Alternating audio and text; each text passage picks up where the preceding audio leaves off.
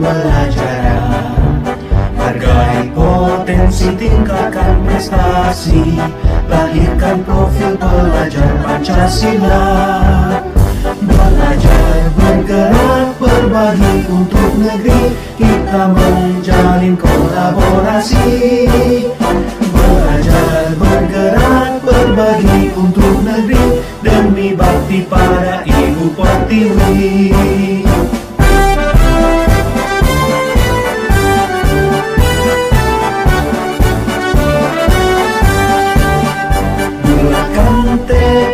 Kuatkan hati, negeri ini memanggilmu kawan. Belajar, bergerak, berbagi untuk negeri, guru penggerak majukan pendidikan. Guru penggerak menghamba pada murid, kreatif rancang pembelajaran. Hargai potensi, tingkatkan prestasi, lahirkan profil pelajar Pancasila. Belajar, bergerak, berbagi untuk negeri, kita menjalin kolaborasi. Belajar, bergerak, berbagi untuk negeri, demi bakti pada Ibu Pertiwi.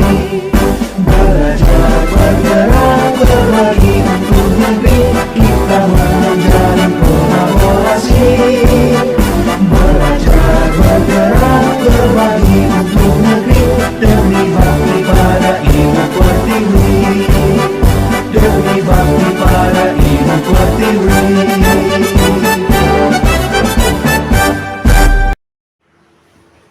Assalamualaikum warahmatullahi wabarakatuh. Yang terhormat Ibu Kepala Sekolah SD 4, Ibu Hartini SPDSD, serta para Dewan Guru SDNPJ 4. Pertama-tama mari kita panjatkan puja dan puji syukur kehadirat Allah SWT, karena di siang hari ini kita dapat berkumpul dalam acara destinasi budaya positif. Salam dan salam mari kita haturkan kepada Nabi besar kita Muhammad SAW. Semoga di akhir nanti kita mendapatkan rahmatnya. Amin Allahumma amin. Untuk acara pertama yaitu perkenalkan, untuk saya akan membawakan susunan acaranya. Yang pertama ada pembukaan, kedua sambutan kepala sekolah, tiga designasi positif, dan empat penutup dan doa. Acara pertama mari kita buka dengan bacaan basmalah. Bismillahirrahmanirrahim. Acara selanjutnya yaitu ada sambutan kepada Kepala Sekolah SDNPJ 4. Kepada Ibu Hartini kami persilakan.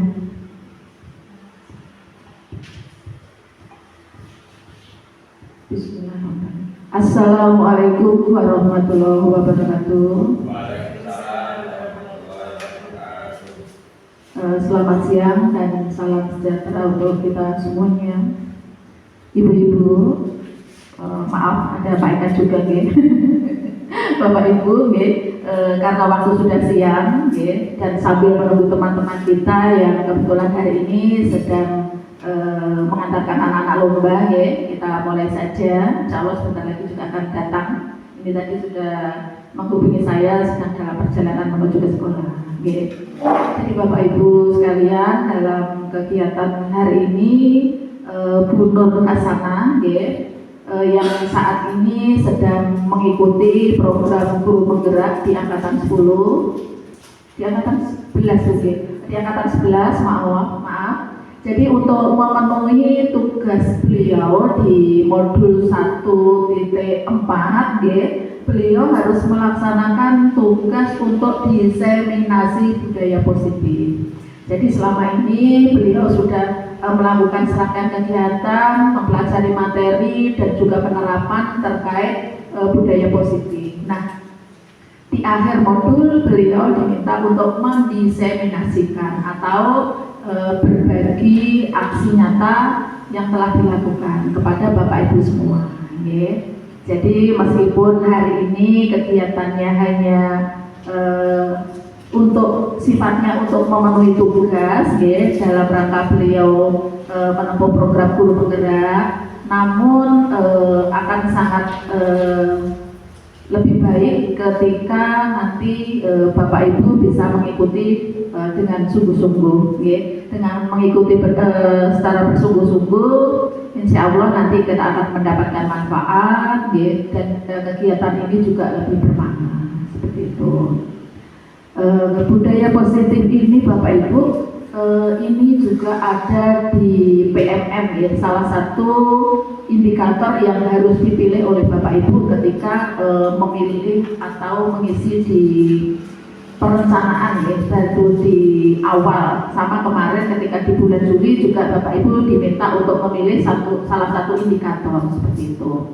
Nah, di sini di program guru penggerak itu Bapak Ibu juga mempelajari terkait budaya positif. Nah, dalam kesempatan kali ini harapan saya nanti dengan materi yang sudah dibagikan oleh Bu Nur juga bisa menambah wawasan dari Bapak Ibu semua, untuk nantinya bisa diterapkan di kegiatan pembelajaran baik di kelas ataupun mungkin di lingkungan sekolah.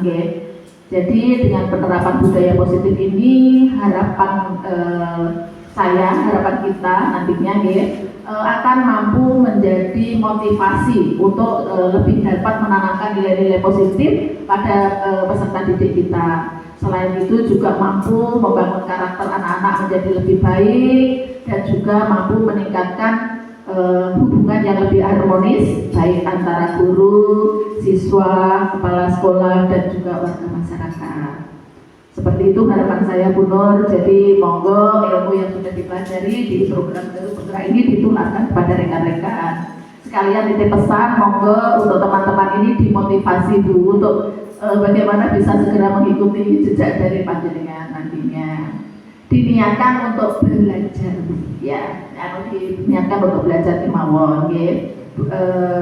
Kita itu memang sebelum belajar harus sebelum mengajar diwajibkan untuk belajar, dan kita tetap belajar meskipun sudah mengajar seperti itu. Insya Allah segala sesuatu yang kita lakukan dengan ikhlas akan membawa manfaat untuk kita. Demikian yang bisa saya sampaikan. Monggo untuk waktu dan dan kesempatan saya haturkan kepada Bu Nur. Saya akhiri. Assalamualaikum warahmatullahi wabarakatuh. Ibu Siti Nur Hasanah, yaitu tentang diseminasi budaya positif tentang materi modul 1.4. Kepada Bu Nur Hasanah kami persilakan.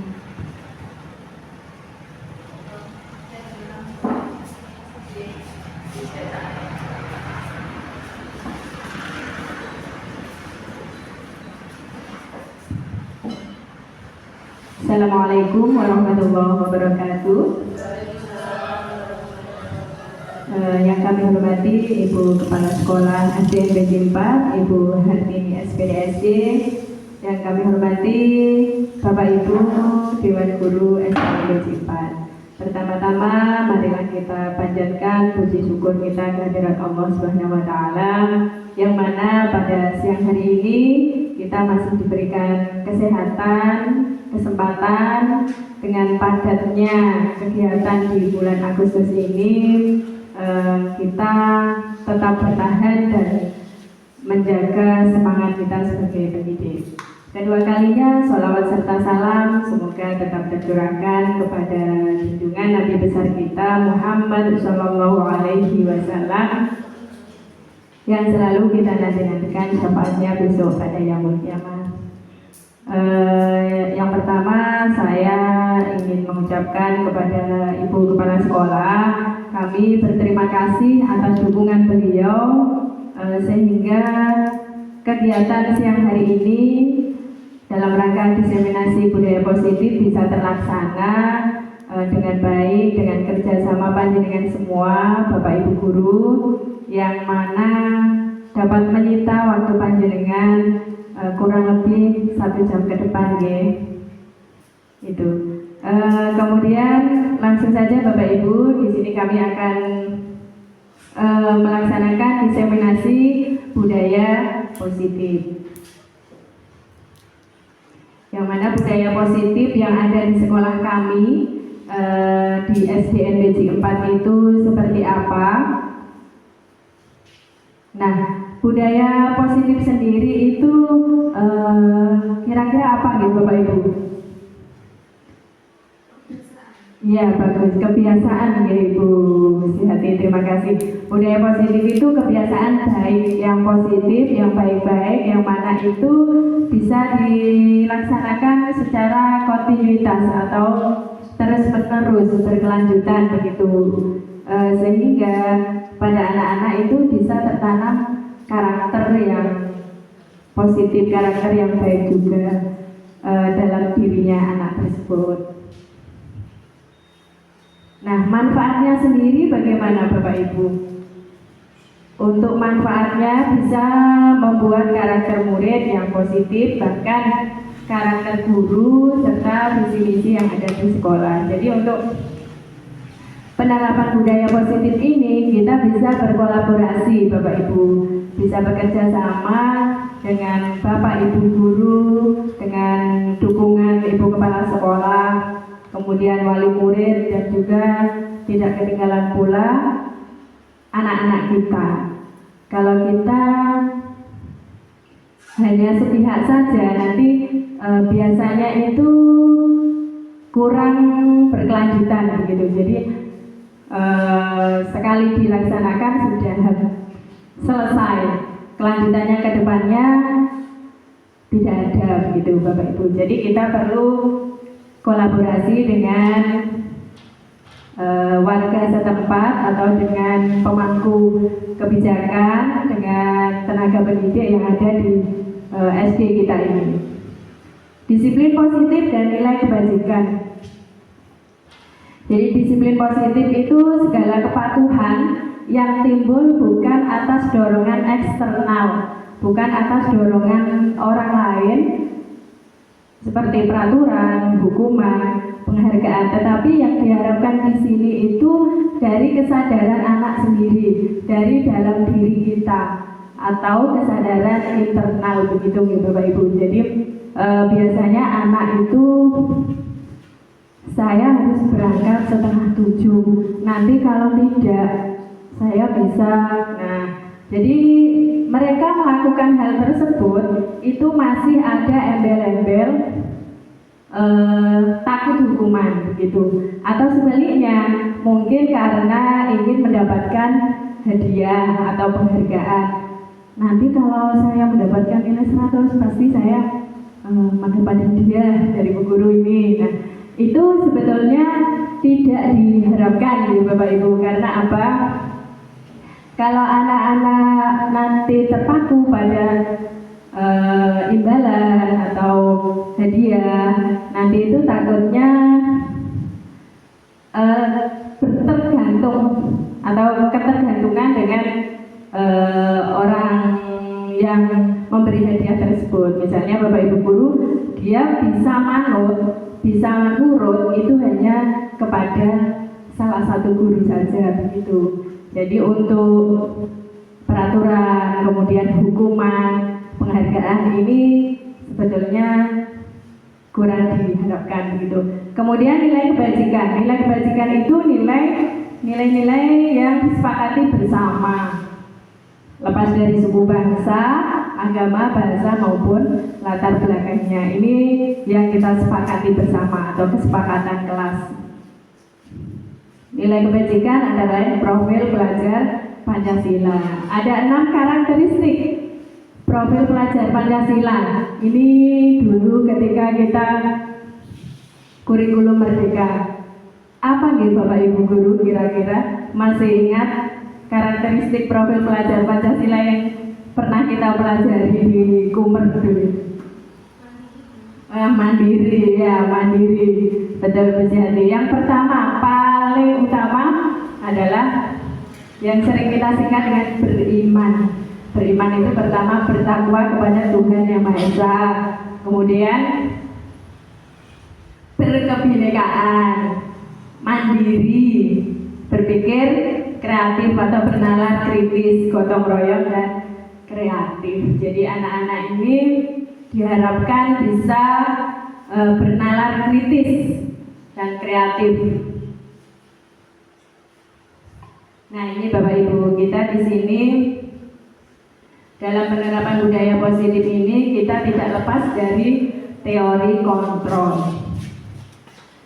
Teori kontrol itu sebetulnya Bapak Ibu guru itu tidak semena-mena bisa mengontrol murid. Jadi antara seorang guru bisa menyuruh anak dengan seenaknya atau dengan hukuman-hukuman itu sebetulnya tidak diharapkan. Ini menurut Dr.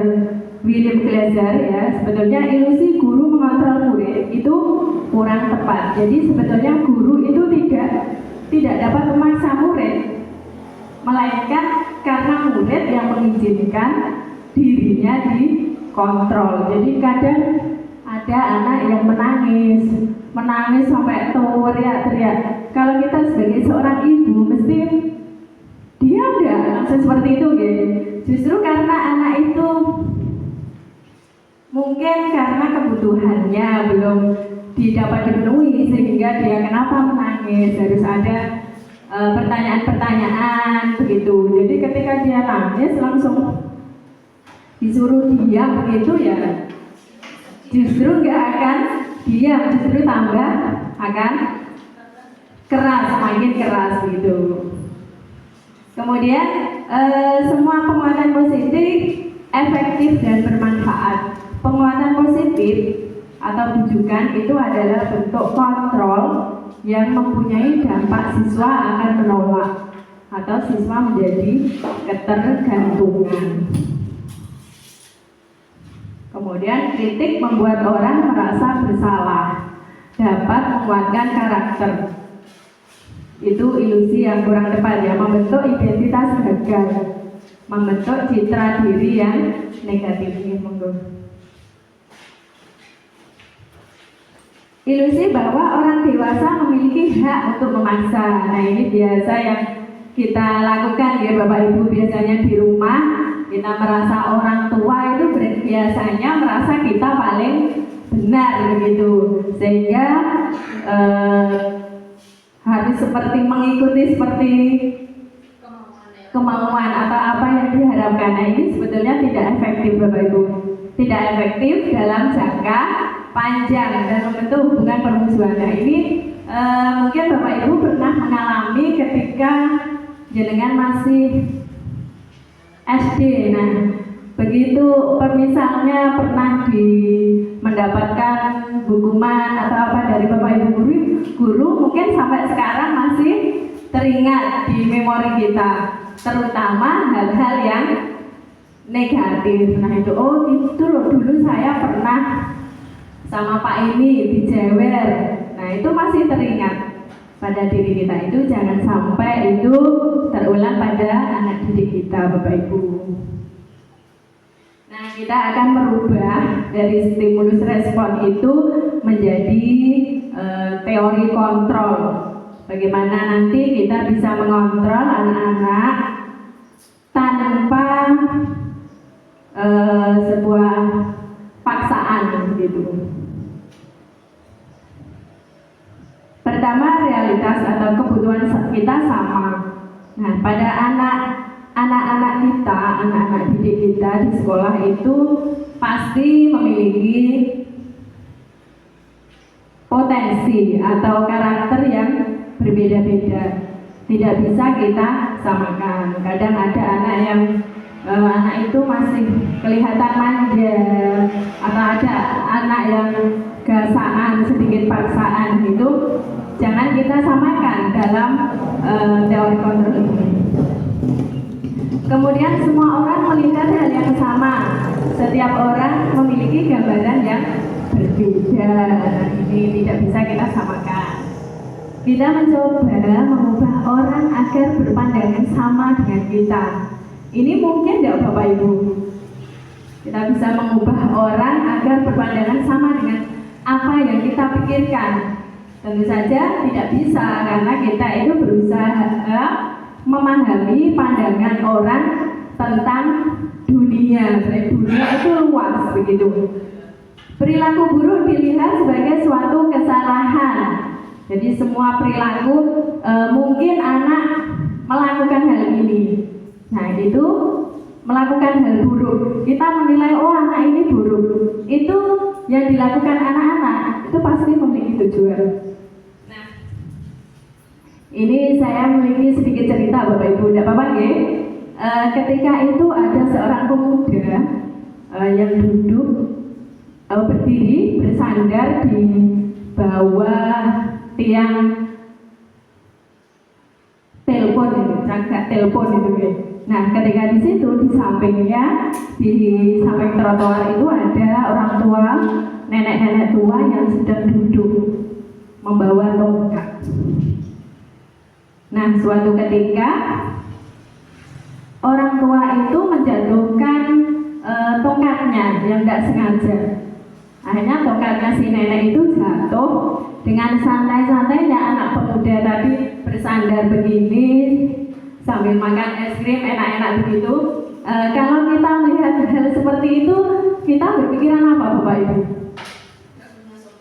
Iya, nggak punya sopan itu mungkin. Kemudian mungkin kok nggak peduli sama orang tua begitu. Nah karena mungkin menurut anak itu tadi dia memiliki tujuan tertentu. Nah suatu ketika dengan terpaksa orang tua tadi akhirnya mengambil tongkat. Nah tongkatnya diambil begitu, akhirnya cup yang di atasnya itu jatuh gitu Bapak Ibu. Dan akhirnya apa yang dikatakan nenek itu, akhirnya nenek itu thanks begitu ya, atau terima kasih kepada si pemuda tadi. Karena apa? Dengan dia mengambil tongkat itu dia nggak jadi celaka begitu. Nah, jadi suatu tindakan itu pasti ada tujuan gitu. Orang lain bisa mengontrol saya, hanya Anda yang bisa mengontrol diri Anda. Jadi kita jangan berpikiran orang lain itu harus sama pendapat dengan kita begitu. Jadi yang bisa mengontrol diri kita ya diri sendiri. Nah itu kalau di agama itu gitu nggih. Nah, rumah di guru agama ini yang paling sulit adalah memerangi hawa nafsu diri kita sendiri itu. Kemudian saya bisa mengontrol orang lain, Anda tidak bisa mengontrol orang lain. Iya benar.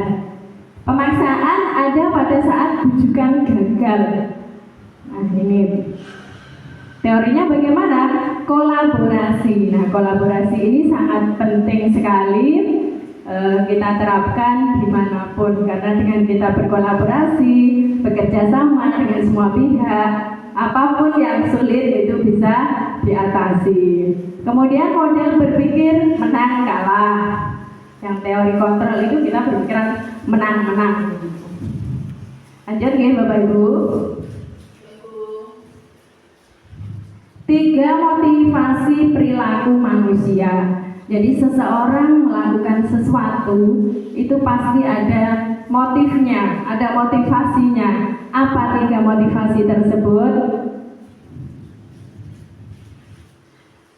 Seperti yang saya sampaikan di awal tadi, orang melakukan sesuatu itu karena takut hukuman atau tidak nyaman. Misalnya pengen berangkat pagi karena nanti kalau nggak pagi nggak bisa absen. Nah seperti itu ya, ini yang sudah diterapkan di Pak Eka, dan mungkin nanti kita juga bisa seperti itu. Nah, atau mungkin nanti takut tunjangannya dipotong gitu ya. Kemudian yang kedua, bisa mendapatkan imbalan atau penghargaan. Ini satu tingkat di atasnya. daripada yang pertama tadi yang tingkatan paling rendah Bapak Ibu nggih. Untuk mendapatkan imbalan atau penghargaan dari orang lain. Contohnya apa Bapak Ibu? Misalnya kalau berangkat pagi bisa dapat bintang, nah seperti itu. Nah anak-anak ini kadang-kadang bisa ketergantungan ya Bapak Ibu. Oh kalau di bu guru ini kalau berangkat pagi dikasih bintang, nanti khawatirnya kalau misalnya salah satu dari Bapak Ibu guru ada kepentingan tidak bisa hadir, bisa diganti dengan ibu guru yang lain, ini bisa anak-anak nggak manut begitu. Nah ini juga tidak diharapkan ya. Ini masih bersifat masih dipengaruhi pihak-pihak luar atau orang lain begitu. Kemudian yang terakhir ini adalah untuk menjadi orang yang mereka inginkan dan menghargai diri sendiri dengan nilai-nilai yang mereka percaya. Ini dari diri kita sendiri. Dengan motivasi ini kita akan bertanya, saya akan menjadi orang yang seperti apa besok itu. Nah, mereka akan melakukan sesuatu itu karena yang mereka yakini dan mereka hargai. Ingin menjadi orang-orang yang melakukan nilai-nilai yang mereka yakini tersebut. Nah, ini membuat kita memiliki disiplin positif ini ya.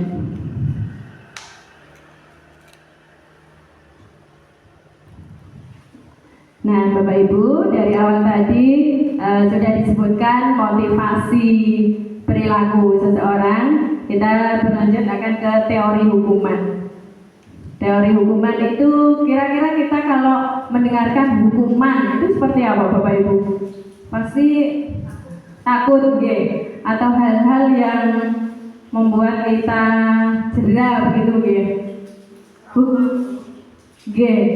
Jadi hukuman itu sesuatu yang menyakitkan, yang berdampak jangka panjang. Ini seperti yang saya sampaikan tadi ketika jenengan masih di bangku SD, ketika mendapatkan hukuman dari Bapak Ibu guru ketika itu mungkin sampai sekarang masih menancap di memori kita. Perilaku pasif agresif meningkat justru ketika anak mendapatkan hukuman dari kita misalnya, itu justru anak akan emosinya meningkat atau agresif begitu ya, gampang marah, mungkin seperti itu. Kemudian sistem tidak berjalan jika murid tidak takut, ada begitu. Mendorong menyalahkan diri dan membentuk konsep diri buruk atau negatif. Kemudian murid atau anak belajar, terima kasih Bu, menyembunyikan kesalahan. Ketika dia sudah mendengar hukuman, dia takut salah. Justru nanti imbal baliknya itu malah ke perilaku negatif lagi, yaitu berbohong. Karena apa? Tujuannya dia untuk menutupi kesalahannya. Dampaknya apa Bapak Ibu? Dampaknya selalu marah-marah, merasa bersalah, karena kalau sudah divonis disalahkan begitu, dia menjadi sering murung atau mengasingkan diri, mungkin nggak pede begitu Bapak Ibu. Maka dari itu mari kita belajar bersama Bapak Ibu. Sebelumnya kami juga minta maaf, pangapunten Bapak Ibu, saya berdiri di depan ini bukan berarti saya menggurui panjenengan, kita belajar bersama. Ada nggih Bapak Ibu? Kemudian ada teori hukuman, ada juga teori penghargaan. Pengaruh jangka pendek dan jangka panjangnya itu apa? Ketika teori penghargaan seperti yang saya sampaikan tadi, akan ketergantungan pada penghargaan, sehingga anak itu justru malah kehilangan motivasi. Dia motivasinya hanya untuk mendapatkan hadiah, dan jika tidak ada embel-embelnya hadiah apapun, dia juga merasa males begitu atau kurang bersemangat. Jadi penghargaan itu tidak efektif. Karena apa Bapak Ibu? Ketika yang lain tidak mendapatkan penghargaan tersebut kecewa ya. Seperti adanya perangkingan begitu, ketika 1, 2, 3 yang lain tidak mendapatkan, itu anak-anak kadang juga merasa saya nggak pinter bu. Nah seperti itu Bapak Ibu ya. Juga akan merusak hubungan. Karena apa? Menimbulkan rasa iri atau mungkin rendah diri, tidak pede begitu. Penghargaan mengurangi ketepatan. Ini maksudnya bagaimana Bapak Ibu? Penghargaan mengurangi ketepatan. Misalnya anak-anak itu akan ada masalah apapun atau mungkin ada pemecahan masalah, itu anak-anak saking buru-burunya dia mendapatkan hadiah sehingga dalam mencermati itu kurang tepat. Langsung asal angkat tangan, yang penting supaya mendapat hadiah begitu. Penghargaan menurunkan kualitas. Jadi mahasiswa yang dibayar ini hasil kinerjanya berhenti berkembang. Gitu bedanya Bapak Ibu ya. Penghargaan juga menghukum. Jika suatu penghargaan diharapkan namun Anda tidak mendapatkan, maka akan merasa dihukum. Motivasi dari dalam diri atau intrinsik. Jika kita memberikan penghargaan kepada seseorang anak, pada saat itu dia sedang merasa bangga dengan pencapaiannya sendiri, maka kita akan mengambil kegembiraan yang saat itu sedang dirasakan secara ilmiah. Sebetulnya dia mendapatkan suatu yang diharapkan, itu sebetulnya dia sudah bangga begitu. Bangga dengan pencapaiannya, tetapi ketika ada penghargaan itu justru malah menghilangkan rasa bangga yang secara ilmiah tadi. Nah ini Bapak Ibu, kita akan membedakan antara mana itu hukuman dan mana konsekuensi. Mencatat 100 kali di dalam buku kalimat, saya tidak akan terlambat lagi karena terlambat ke sekolah. Nah ini disuruh mencatat 100 kali di dalam buku. Ini kira-kira hukuman atau konsekuensi Bapak Ibu? Nah ketika terlambat, nah ini adalah hukuman. Lari mengelilingi lapangan basket 2 kali karena terlambat hadir. Nah ini juga hukuman. Karena apa Bapak Ibu? Ini sudah berkaitan dengan fisik. Sehingga ketika nanti anak itu terlambat lagi, disuruh mengelilingi, ada jeda nggak kira-kira Bapak Ibu? Tidak ada ya Pak Ibu? Memberikan coretan yang dibuatnya, membersihkan coretan yang dibuatnya. Ketika anak mencoret-coret di meja, kemudian Bapak Ibu guru menyuruh anak itu untuk ayo dibersihkan. Nah itu sebuah konsekuensi ya, luar biasa Pak Eka. Murid diminta untuk push up, nah 15 kali karena tidak menggunakan masker. Gara-gara masker disuruh push up. Ini sudah berhubungan dengan fisik ya Bapak Ibu. Nah ini juga hukuman. Menggantikan kertas tugas teman yang telah dicoret-coret. Nah nyoret-nyoret punyanya teman, berarti konsekuensinya harus mengganti. Berjemur di lapangan basket pukul 12 siang karena mengobrol dengan teman. Nah, gara-gara mengobrol saja disuruh berjemur, ini juga termasuk hukuman. Bapak Ibu masih semangat? Ya, terima kasih. Murid diminta bertelanjang kaki Bapak Ibu ini ya, sepanjang hari karena tidak menggunakan sepatu warna hitam sesuai peraturan sekolah. Karena nggak memakai sepatu hitam disuruh bertelanjang kaki, nyeker ya. Ini juga termasuk hukuman. Berdiri di depan kelas sambil mengangkat kaki satu karena tidak bisa menjawab pertanyaan. Ayo yang nggak bisa menjawab kakinya diangkat. Nah seperti ini. Ini juga termasuk hukuman berhubungan dengan fisik. Membersihkan tumpahan air di meja tulis. karena tersenggol pada saat belajar. Ketika dia melakukan kesalahan, disuruh bersihkan. Ini adalah konsekuensi.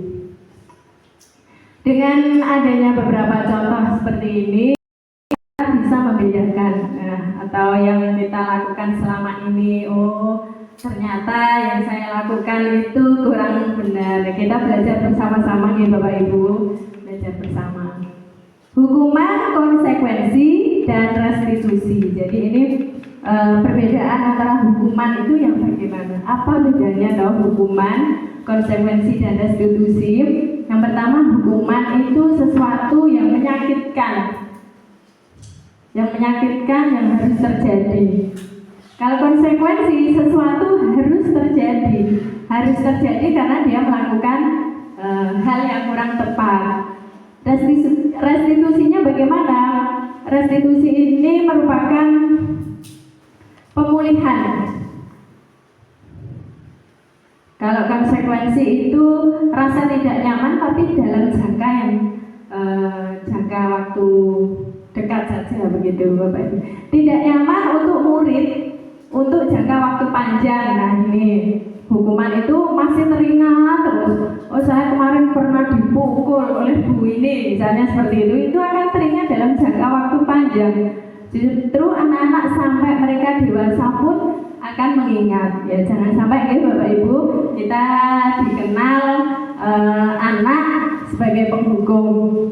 Kemudian konsekuensi itu tidak nyamannya dalam jangka waktu pendek saja, karena ketika anak itu melakukan kesalahan, oh seperti ini, harusnya begini. Kemudian restitusi menguatkan untuk murid anak dalam jangka waktu panjang. Artinya menguatkan itu dengan kesalahan seperti ini, kemudian dikuatkan dengan harus apa yang dilakukan, akhirnya menjadi karakter yang positif begitu. Kalau hukuman pasti itu anak akan tersakiti ya Bapak Ibu, mesti akhirnya jadi jengkel begitu, masih dipendam dalam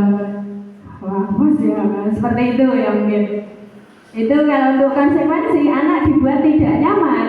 Tidak nyamannya itu dalam jangka waktu pendek saja. Bedanya dengan restitusi, anak mendapatkan penguatan. Artinya apa? Dengan dia melakukan kesalahannya ini, oh akibatnya seperti ini, dijelaskan. Akhirnya dia akan timbul karakter-karakter yang positif, nilai-nilai kebajikan. Murid atau anak itu membenci peraturan. Kalau konsekuensi menghormati peraturan. Untuk restitusi menghormati dirinya, tidak hanya peraturan tapi dirinya dan orang lain. Kalau hukuman itu pasti ya negatif Bapak Ibu ya. Konsekuensi masih bersifat netral, kalau restitusi ke positif. Hukuman seperti apa Bapak Ibu? Awas kalau dilakukan lagi ya. Awas kamu seperti itu. Hukuman itu lebih ke suaranya keras dan seperti itu. Baik itu bisa dengan verbal atau dengan kata-kata atau dengan tindakan. Kemudian untuk konsekuensi lakukan apa yang saya katakan, lebih ke halus ya. Restitusi, apakah hal ini yang sesungguhnya ingin kamu lakukan? Jadi lebih ditanya seperti itu, anak lebih digali. Dengan digali seperti itu nanti akan timbul karakter-karakter yang positif. Begitu ya Bu ya. Kemudian untuk hukuman itu mendorong menyalahkan dirinya. Oh saya itu salah gitu. Untuk konsekuensi mendorong kepatuhan. Sementara restitusi mendorong disiplin positif. Hukuman itu bisa dilakukan siapa? Yang dibuat guru. Kemudian konsekuensi dibuat oleh guru dan murid. Kalau restitusi itu justru murid. Nah, dari budaya positif tadi, kemudian sudah kita melangkah ke posisi kontrol Bapak Ibu guru, kemudian ada hukuman, ada ada konsekuensi, kemudian restitusi, kemudian kita melangkah ke kelas, yaitu berhubungan dengan keyakinan kelas. Kalau dulu sering kita sebut apa Bapak Ibu untuk keyakinan kelas ini? Dulu itu kita menyebutnya peraturan Bapak Ibu. Untuk sekarang kita lebih ke keyakinan kelas. Jadi apa tuh keyakinan kelas itu? Mari kita belajar bersama Bapak Ibu. Keyakinan kelas adalah sesuatu yang diyakini bersama Bapak Ibu ya, yang berasal dari penyatuan pikiran untuk menjadi nilai-nilai kebaikan untuk dipatuhi dan dilaksanakan bersama di kelas gitu. Jadi yang membuat nanti tidak hanya gurunya, tetapi anak-anak juga kita libatkan dalam membentuk keyakinan kelas. Nah, prosedur pembentukan keyakinan kelas atau keyakinan sekolah seperti apa Bapak Ibu? Yang pertama, mempersilahkan warga sekolah atau murid-murid di kelas untuk bercurah pendapat. Anak-anak bisa misalkan diberi kertas post-it itu, tuliskan anak-anak keyakinan kelas kita apa, begitu anak-anak nempel ke depan secara bersama-sama. Jadi ketika itu anak-anak tahu, oh keyakinan kelas kita itu apa, begitu ya. Tidak hanya dari Bapak Ibu gurunya saja. Yang kedua, mencatat semua masukan-masukan para murid di papan tulis atau di kertas besar begitu. Apa yang menjadi masukan anak-anak begitu ditulis. Kemudian setelah itu kita susun bersama pembentukan keyakinan kelas. Contohnya kalimat negatif jangan berkata kotor.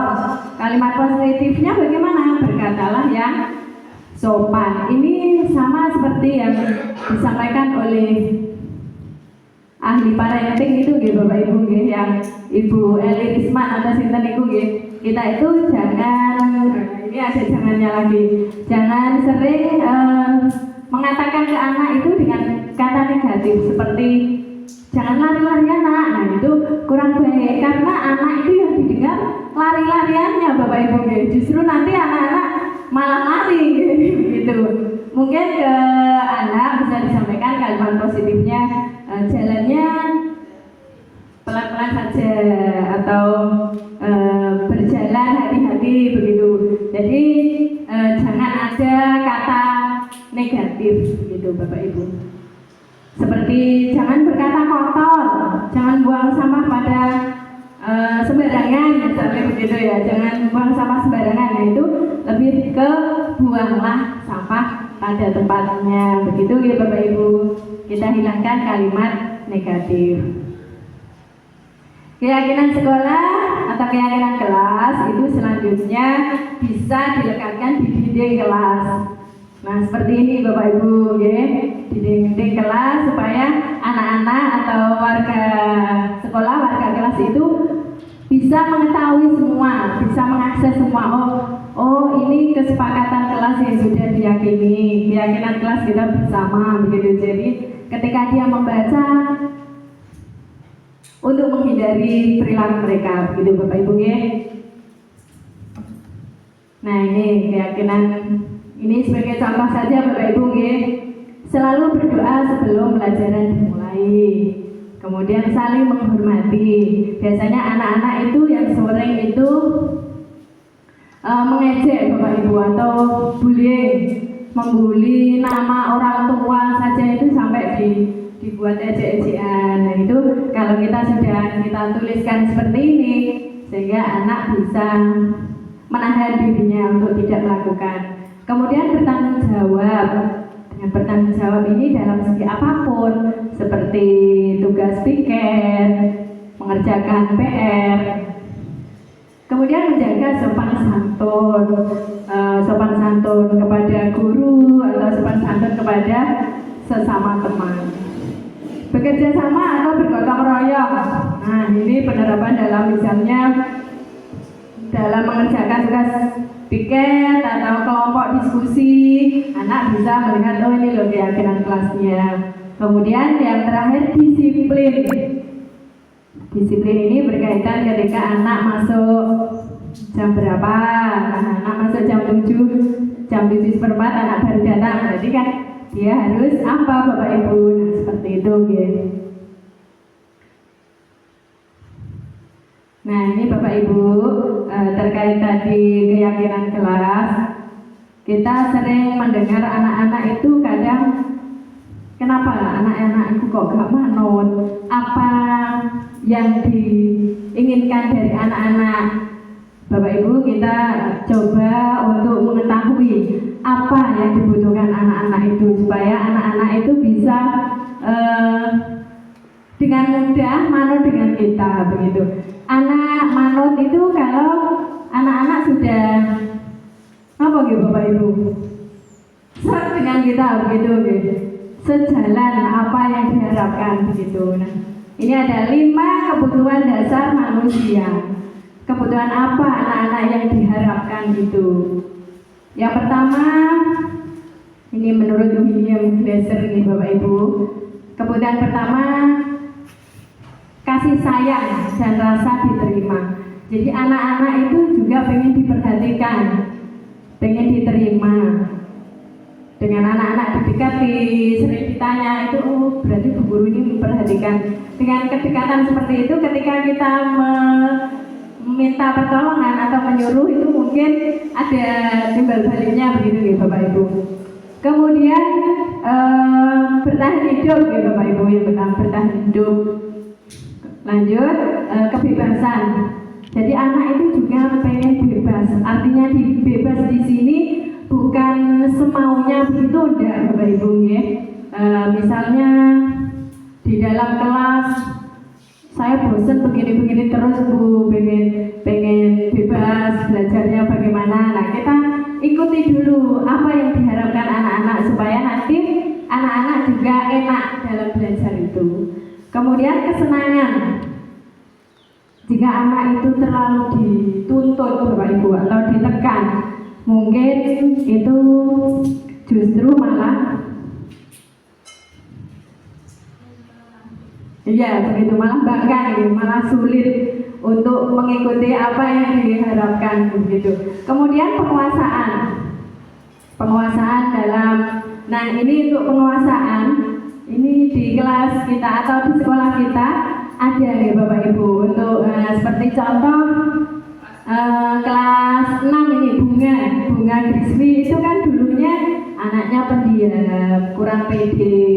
Dengan dia diikutkan lomba, ketika itu Bapak Ibu guru yang PJOK itu membina, dengan akhirnya latihan-latihan sehingga dia mampu mendapatkan juara, ketika itu juara tingkat kabupaten, sehingga dia sekarang justru percaya dirinya meningkat. Nah itu Bapak Ibu penguasaan. Jadi mari kita belajar bersama ketika anak ada yang mampu dalam bidang ini, atau mungkin anak tidak mampu dalam bidang matematika, kita tidak bisa memaksa untuk anak harus pintar matematika. Kalau seperti contoh ya Bapak Ibu, kuda dipaksa untuk terbang, nah itu kan benar sakit oke. Nah itu sama dengan apa yang dimiliki anak-anak juga begitu. Jadi kita melihat potensinya.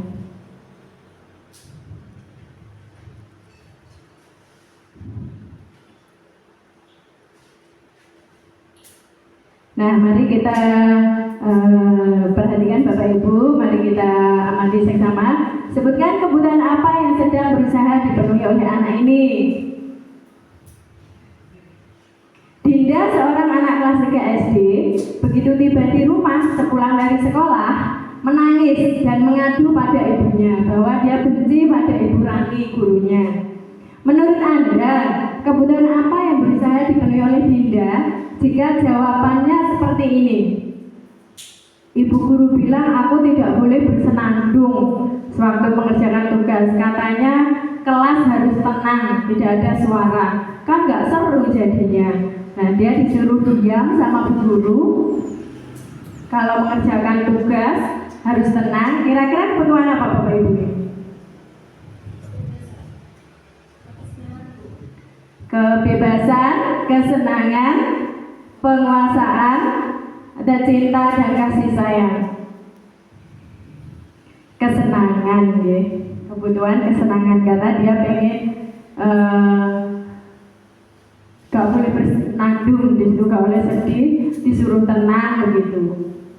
Lanjut Bapak Ibu, masih sama dengan tadi, pulang menangis, ibu gurunya bilang, ibu guru tidak menyapaku hari ini, padahal aku pakai jepit rambut. Jadi anak itu juga pengen cinta dan kasih sayang. Karena anak ini juga pengen diperhatikan. Sebetulnya anak itu juga memperhatikan kita, Bapak Ibu. Kita yang di depan, maksudnya ketika kita mengajar, misalnya kita pakai jilbab apa atau kita pakai sepatu apa, itu diperhatikan meskipun kelihatannya anak nggak begitu peduli, tetapi anak itu kadang bilang, wah, brosnya mesti hati baru. Nah, seperti itu Bu, itu juga bentuk perhatian. Sama sebaliknya, anak itu juga pengen diperhatikan. Misalnya, wah, kok jilbabmu bagus. Nah, seperti itu anak, aku diperhatikan sama Bu Maf, misalnya seperti itu. Ya. Cinta dan kasih sayang. Ya. Berikutnya, aku sebel. Ini masih Dinda tadi, ya. Aku sebel, gambarku tidak rapi. Malah ibu guru nunjukin ke teman-temanku di depan kelas. Ini sama saja dipermalukan. Ya. Kebutuhan apa Bapak Ibu ini? Lebih ke penguasaan, ya. Penguasaan tidak rapi, tetapi ditunjuk-tunjukin. Ya. Aku bosan, masa belajar cuma gitu-gitu aja. Bosan, berarti dia pengen pengen ini kebutuhan yang ingin dicapai, kebebasan. Nah, ini Bapak Ibu ada 5 posisi kontrol. Bagaimana kita bisa mengontrol anak-anak supaya nanti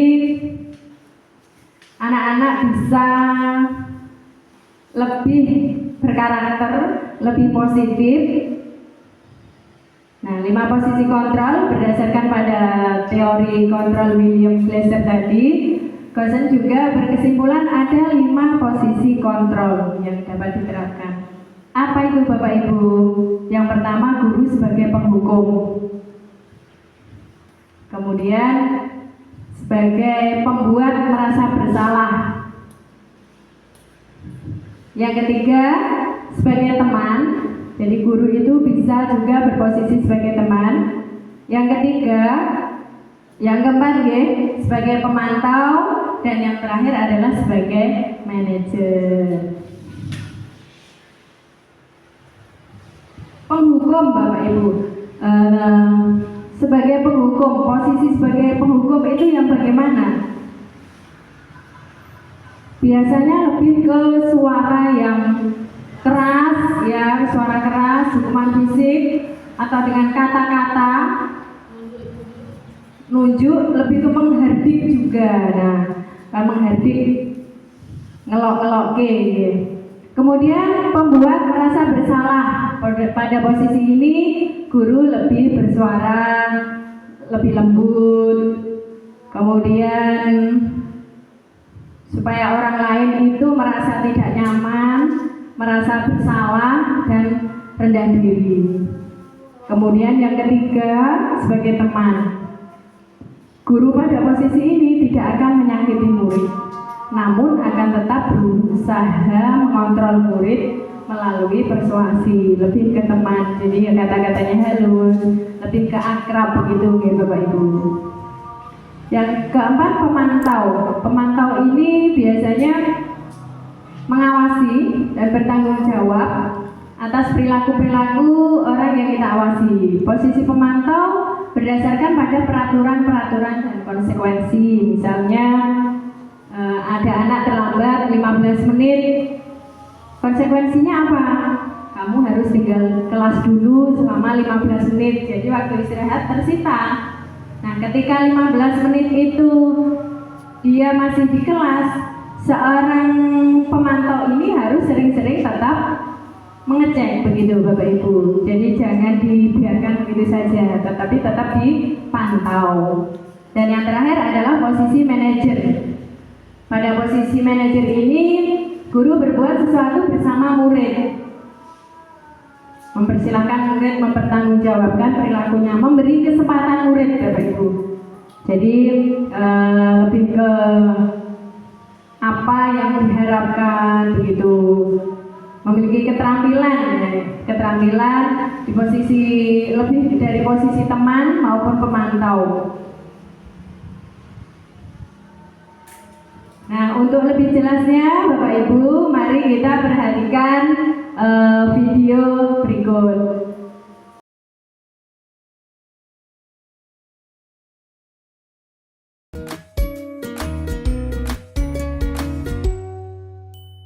Salam bahagia Ibu dan Bapak guru hebat. Dalam penerapan disiplin positif restitusi, salah satu program yang dikembangkan adalah 5 posisi kontrol.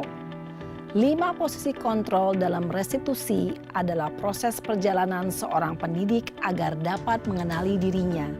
Pada video kali ini, kita akan membahas tentang 5 posisi kontrol yang dikembangkan oleh Diane Gosson dan contoh penerapannya.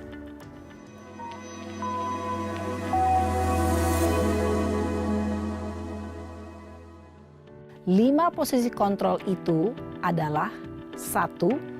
Posisi penghukum. 2. Posisi pembuat merasa bersalah. 3. Posisi teman. 4. Posisi pemantau atau monitor. Dan 5. Posisi manajer. Untuk lebih memahami kelima posisi tersebut, mari kita saksikan kasus Naren yang terlambat hadir 20 menit di sekolah dan melihat bagaimana kelima posisi kontrol dalam menghadapi masalah tersebut.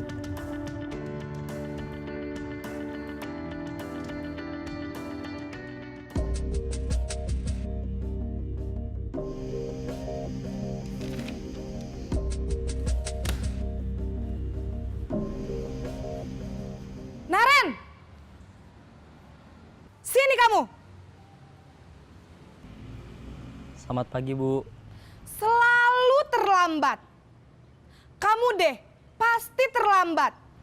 Maaf, Bu. Saya... Apa? Apa coba? Alasan kamu apa lagi? Kapan sih kamu tidak terlambat? Malas sekali ya kamu jadi anak. Saya... Dasar pemalas. Gak kapok-kapok sih kamu. Sudah berapa kali terlambat? Sana, kamu keliling lapangan basket 2 kali. Kenapa saya harus keliling lapangan basket, Bu? Kenapa? Kamu mau lawan ibu? Berani-beraninya jawab. Sudah terlambat, masih berani jawab pula. Sekarang, keliling lapangan basket 5 kali sekalian. Biar kapok. Cepat, pergi sana ke lapangan basket. Posisi penghukum biasanya berbicara dengan nada tinggi, menghardik, menunjuk-nunjuk, menyakiti, dan menyindir. Hukuman bisa berupa fisik maupun psikis.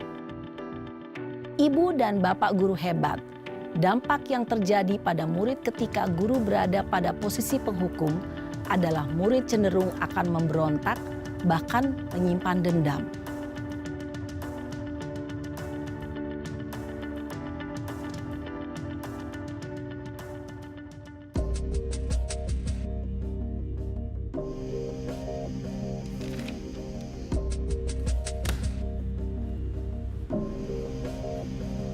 Naren!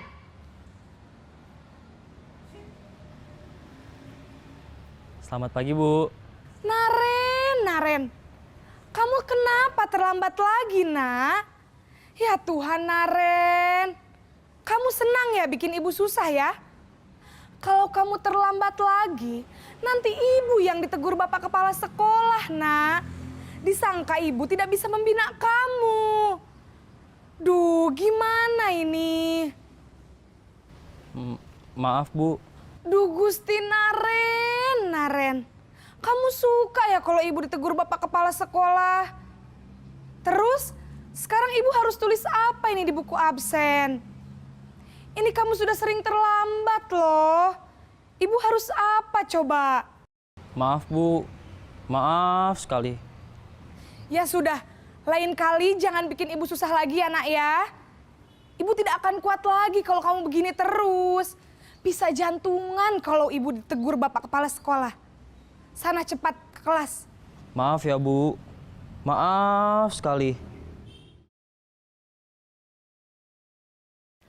Posisi pembuat rasa bersalah berbicara dengan nada tenang, cenderung lembut. Namun kata-kata yang diutarakan membuat murid merasa menjadi orang yang gagal. Memandang buruk dirinya sendiri, merasa tidak berharga, dan tidak sanggup membahagiakan orang lain. Ketika guru mengambil posisi pembuat rasa bersalah, murid akan menganggap dirinya yang bersalah dan ia akan menyimpan emosi negatif tersebut di dalam dirinya.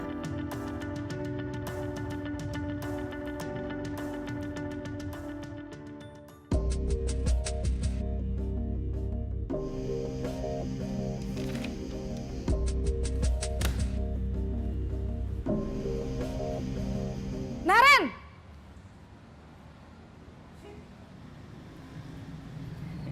Selamat pagi Bu. Wah, sudah jam berapa ini nak? Terlambat lagi ya sayang. Iya Bu, habis ibu saya lupa bangunkan saya Bu.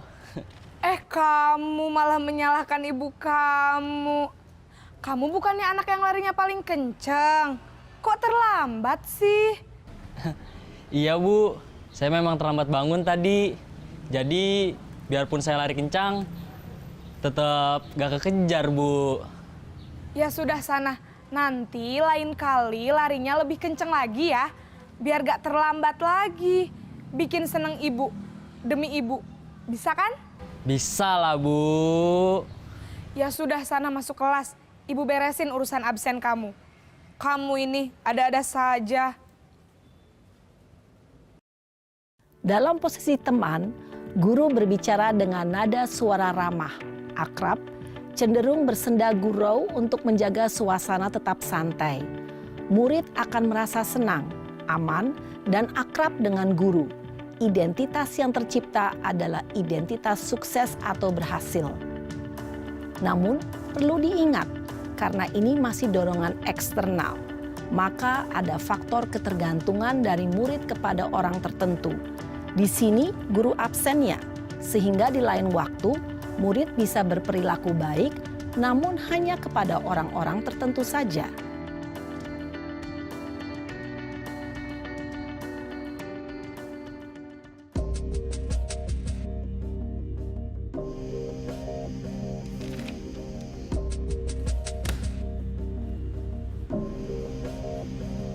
Naren!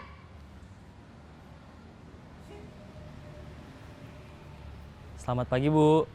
Naren, apa peraturan sekolah kita tentang jam berapa kita harus masuk sekolah, nak? Kita harus di sekolah jam 7 Bu. Iya, betul. Sekarang sudah jam 7.20. Naren sudah tahu konsekuensinya jika terlambat hadir. Paham Bu, saya harus tinggal kelas pas jam istirahat selama 20 menit. Iya, benar. Konsekuensinya demikian. Jadi nanti jam 9.30 pas istirahat, kamu harus tinggal di kelas, kerjakan tugas tambahan untuk ketertinggalan kamu, ya? Baik Bu.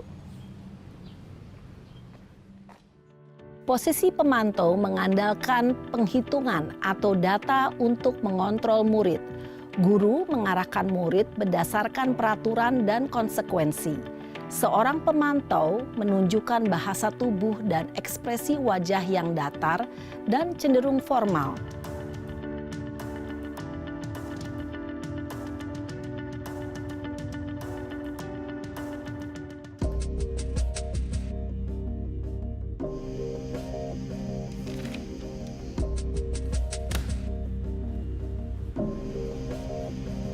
Naren!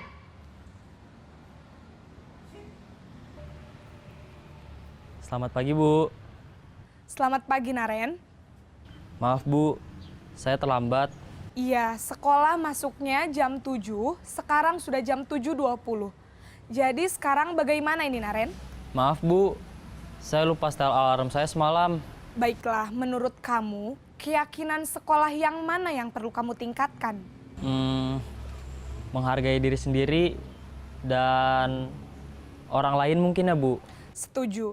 Jadi, apakah Naren meyakini prinsip saling menghormati tersebut? Iya Bu, saya meyakininya. Apakah Naren bersedia memperbaiki masalah keterlambatan ini? Bersedia Bu. Bagaimana kamu akan perbaiki masalah keterlambatan ini?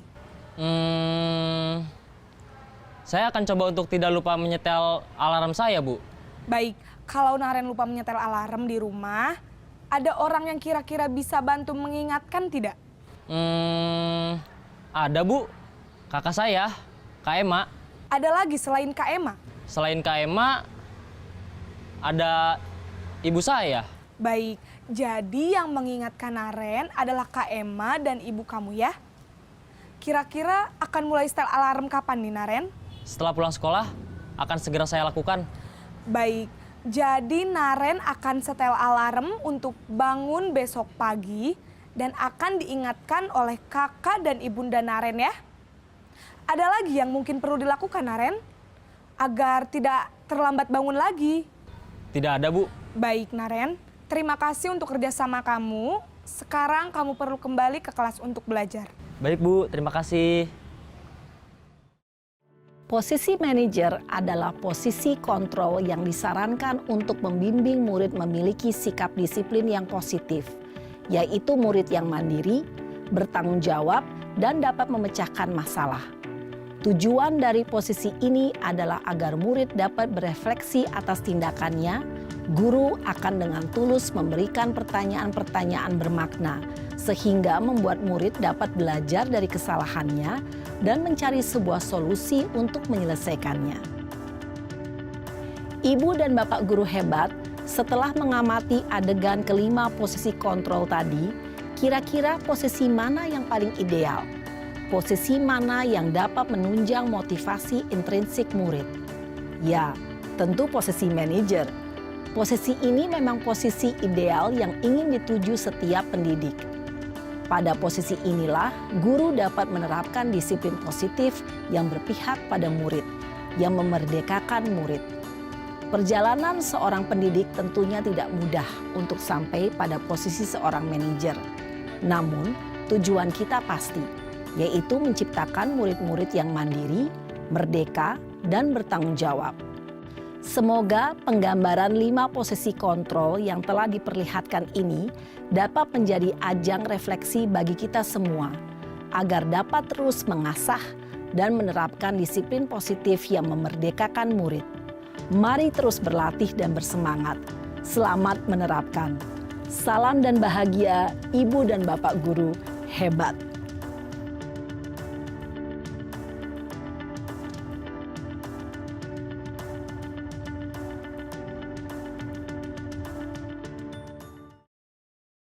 Oke Bapak Ibu, setelah kita menyaksikan video tadi, dapat kita simpulkan bagaimana posisi penghukum itu seperti apa, kemudian posisi pembuat rasa bersalah, kemudian pemantau, teman, dan manajer bisa membedakan.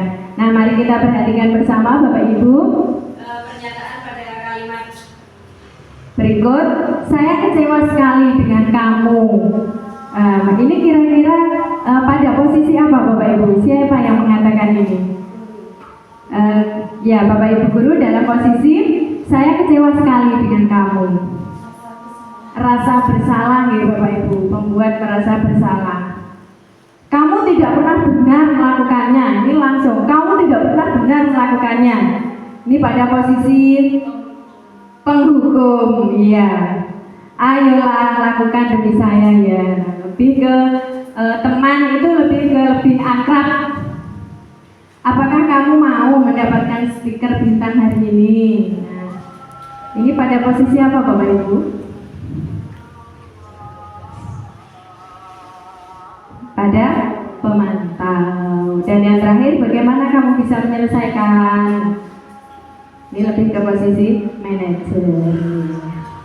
Tuh Bapak Ibu ya, posisi kontrol. Kamu selalu yang paling terakhir. Ini justru langsung menghardik begitu ya.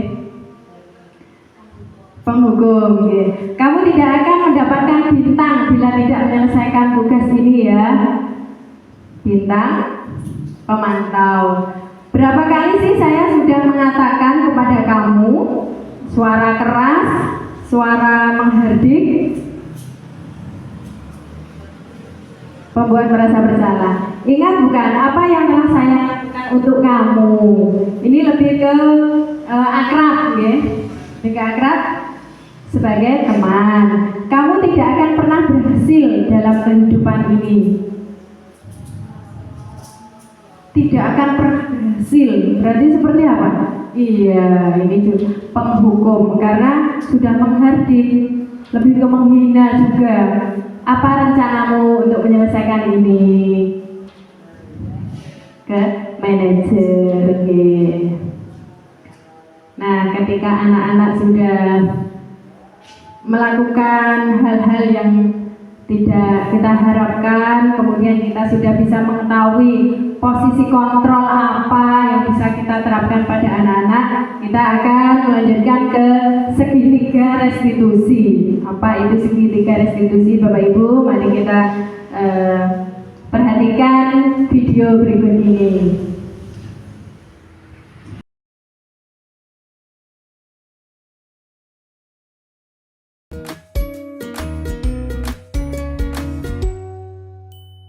Salam dan bahagia Ibu dan Bapak guru hebat.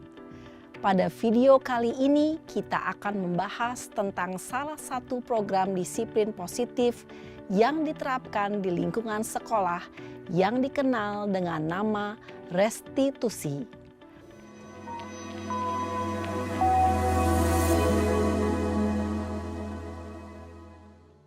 Restitusi dikembangkan oleh pakar pendidikan Diane Gosson, berlandaskan pada teori kontrol Dr. William Glasser. Segitiga restitusi adalah suatu proses dialog yang dijalankan oleh guru atau orang tua agar dapat menghasilkan murid yang mandiri dan bertanggung jawab. Pada saat guru di posisi manajer, aspek yang dikembangkan pada murid adalah motivasi intrinsik, sehingga penanaman nilai-nilai kebajikan dapat tumbuh dan berkembang menjadi suatu kebiasaan positif yang akhirnya membentuk karakter murid. Proses dialog ini terdiri dari 3 langkah yang digambarkan pada ketiga sisi pada segitiga restitusi. Sisi pertama adalah menstabilkan identitas. Sisi yang kedua adalah validasi tindakan yang salah. Dan sisi yang ketiga adalah menanyakan keyakinan. Ibu dan Bapak guru, berikut ini akan ditunjukkan bagaimana seorang guru berada dalam posisi manajer menggunakan penerapan segitiga restitusi.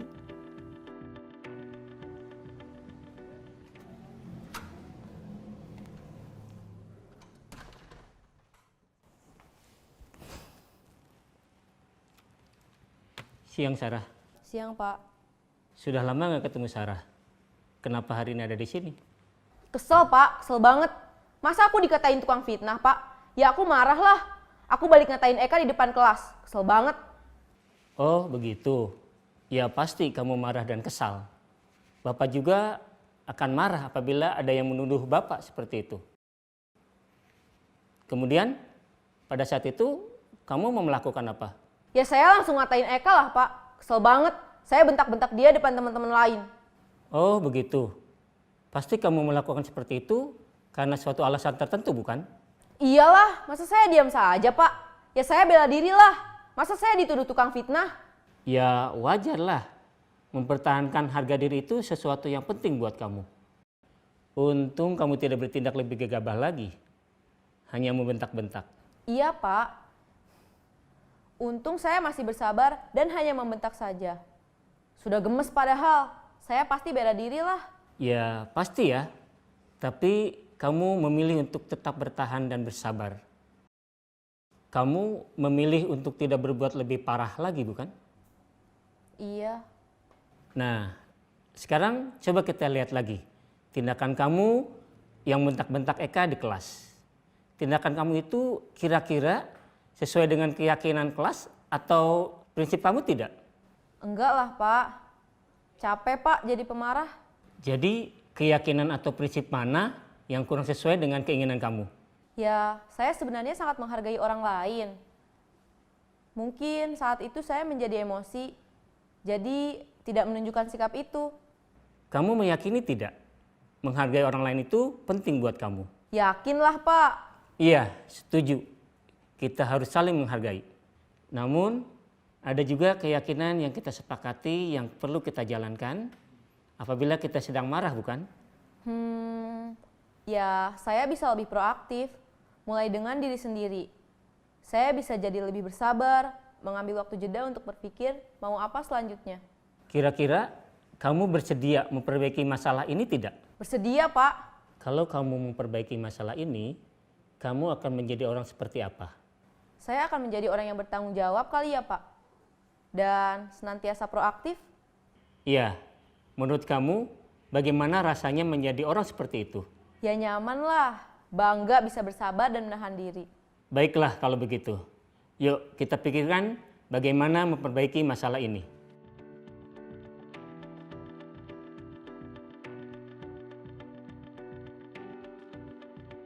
Ibu dan Bapak guru hebat, baru saja kita menyaksikan contoh bagaimana seorang guru berada dalam posisi manajer menggunakan penerapan segitiga restitusi. Mari kita bahas satu persatu. Pada sisi pertama, menstabilkan identitas berdasarkan pada prinsip bahwa membuat kesalahan adalah bagian dari proses pembelajaran. Sisi pertama dari segitiga ini berperan menggeser identitas murid dari identitas gagal ke identitas sukses. Murid yang sedang bertingkah laku yang tidak pantas atau menarik diri saat itu sedang mengalami identitas gagal. Bila kita mengkritiknya, maka posisinya tidak akan berubah. Kita bisa mengajukan pernyataan-pernyataan ini. 1. Membuat kesalahan sesuatu yang wajar. 2. Manusia tidak ada yang sempurna. 3. Kita bisa memperbaiki masalah ini. 4. Saya tidak menanyakan kesalahannya. Saya lebih fokus bagaimana memperbaiki masalah ini. 5. Apakah saat ini kamu tengah menjadi orang yang baik untuk dirimu sendiri?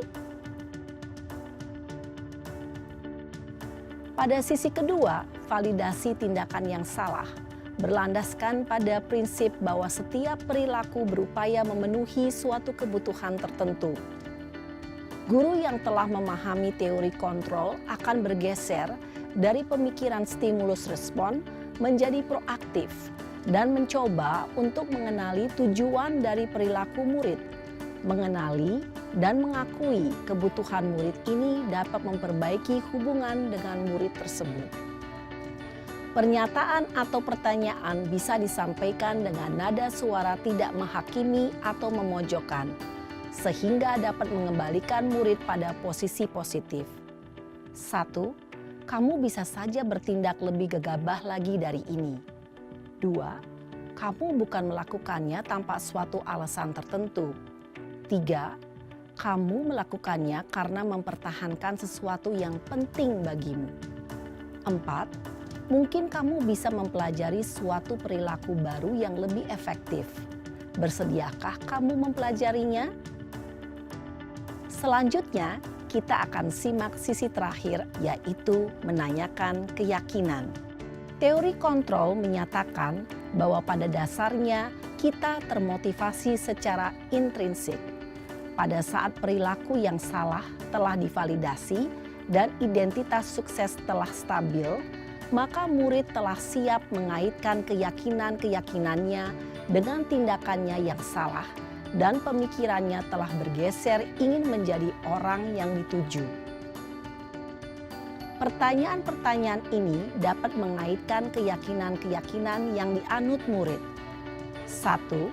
sebagai keluarga atau kelas apa yang kita yakini. 2. Nilai-nilai apa yang telah kita sepakati. 3. Seperti apa gambaran sebuah kelas yang ideal bagi kamu. 4. Kamu ingin menjadi orang seperti apa?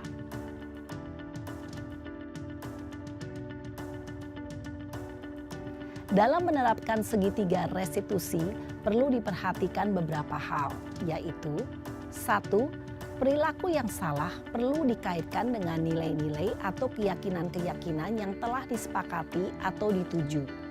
2. Kesediaan orang yang melakukan kesalahan untuk memperbaiki masalah. 3. Pemecahan masalah sebisa mungkin relevan atau memiliki hubungan dengan masalah yang ada. 4. Usaha. Perlu adanya suatu usaha perbaikan dari pihak yang berbuat kesalahan. 5. Waktu. Perlu didedikasikan waktu dari pihak yang berbuat kesalahan. Tanyakan kapan akan mulai diberlakukan usaha untuk memperbaiki masalah. Dengan memahami struktur penerapan segitiga restitusi, diharapkan guru dapat menerapkan posisinya sebagai manajer dengan mengajukan pertanyaan-pertanyaan bermakna yang dapat membuat murid menjadi lebih percaya diri, bertanggung jawab, dan mandiri.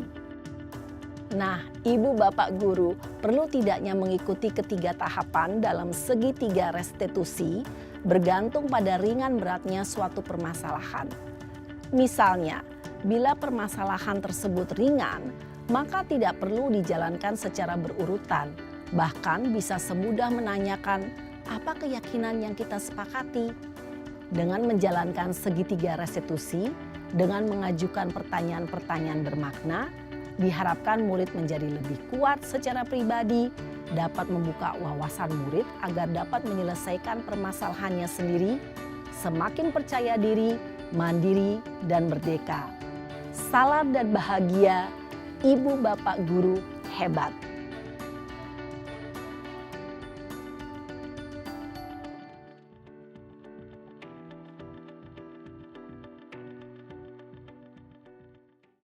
Setelah kita memperhatikan video tadi, tahapan-tahapan segitiga restitusi yang kita lakukan pertama adalah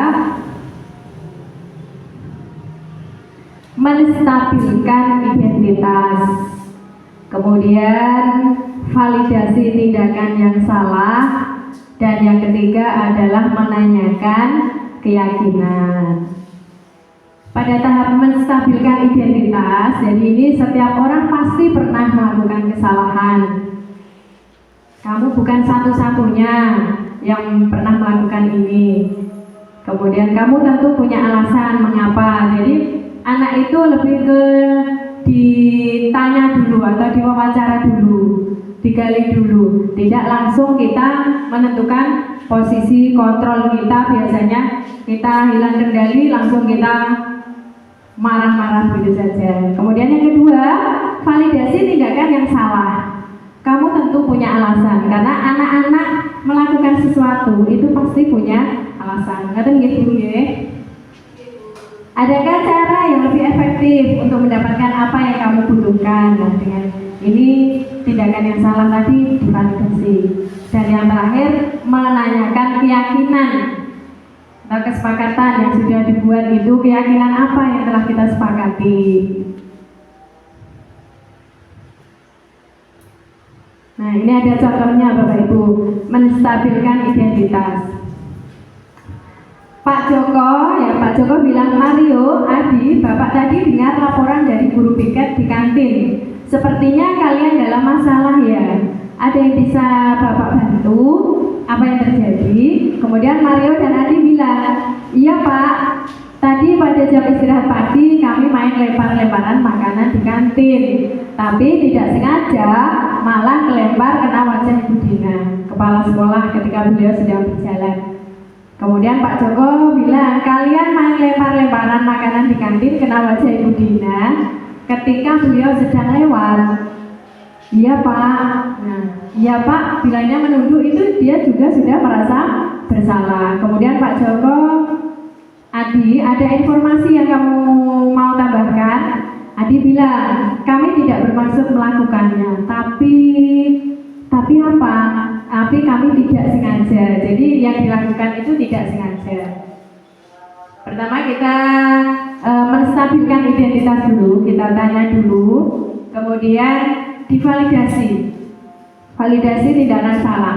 Apakah kalian tahu kalau kalian berada dalam masalah sekarang? Ya. Baiklah, Bapak di sini bukan untuk mencari siapa yang salah. Bapak di sini untuk mencari penyelesaian bersama-sama, berpikir sama-sama tentang apa yang bisa kita lakukan untuk memperbaiki sendiri. Karena anak-anak itu melakukan sesuatu pasti ada alasannya. Ya Pak, ya Bapak, lihat kalian merasa senang. Alasannya dia pengen mendapatkan kebutuhan apa yang ingin dicapai? Kesenangan. Dan terakhir menanyakan keyakinan. Sekarang mari kita bicara tentang keyakinan. Keyakinan yang sudah disepakati apa? Ternyata anak-anak itu pengen mendapatkan rasa senang. Rasa senang yang didapatkannya itu merugikan orang lain, merugikan budinya. Nah itu Bapak Ibu contoh untuk menentukan atau segitiga restitusi. Mungkin dari Bapak Ibu ada pertanyaan yang ingin disampaikan, monggo. Ya terima kasih sekali lagi Bapak Ibu, kami di sini sifatnya belajar bersama. Semoga nanti kedepannya membawa hal positif untuk khususnya untuk sekolah kita tercinta ini Bapak Ibu, supaya nanti kita bisa bersama-sama berkolaborasi bersama sehingga bisa menerapkan budaya-budaya positif yang ada di sekolah kita. Mungkin hanya itu Bapak Ibu yang bisa kami sampaikan. Ada kurang lebihnya kami mohon maaf nggih. Akhirul kalam, wassalamualaikum warahmatullahi wabarakatuh. Alhamdulillah acara demi acara telah selesai. Semoga apa yang dipaparkan oleh Bu Nur tentang budaya positif sangat bermanfaat bagi sekolah kita, terutama kita sebagai pendidik Bapak Ibu nggih. Itu sangat apa ya? Pemahaman baru, ilmu baru bagaimana kita cara mengatasi anak-anak didik kita dalam tindakan yang di sehari-hari. Untuk acara selanjutnya yaitu acara terakhir, yaitu ada penutup yang akan ditutup dengan doa, yaitu ada Bu Mafid. Kami persilakan.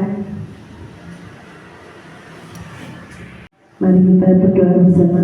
Ila hadratil Nabi Mustafa Muhammad sallallahu alaihi wasallam. Al-Fatihah. A'udzu billahi minasyaitonir rajim. Bismillahirrahmanirrahim. Alhamdulillahi rabbil alamin. Ar-Rahmanir Rahim. Maliki yaumiddin.